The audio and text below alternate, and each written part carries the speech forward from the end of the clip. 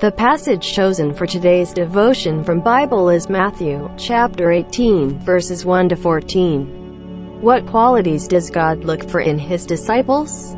The first, as suggested in these verses, is humility.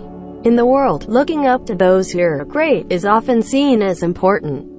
Instead, Jesus points to a powerless child, one without status and completely dependent on others.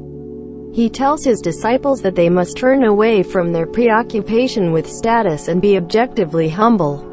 Unless you change, we are further challenged to consider whether our confidence is that of a child trusting the goodness of our Father, or in ourselves. Jesus then challenges us to consider how wholehearted we are in our discipleship.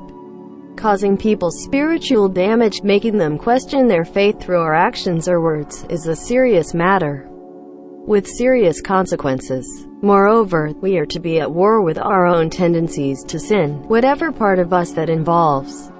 Jesus says that if we are to follow Him, we must radically reject anything that would lead us into evil. Every obstacle in the way of life is to be eliminated, whatever the personal cost.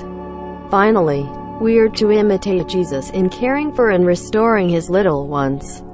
These are all incredibly precious to God. Going out of our way to nurture and bring back those who have run from the fold is of prime importance in our discipleship. Pastoral care is what all believers are called to do.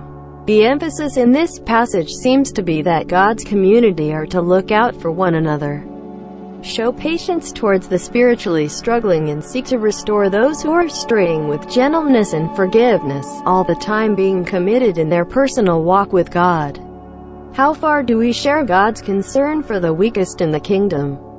Lord, make me honest and radical in examining my heart and nurturing for myself the actions and attitudes You say are indispensable.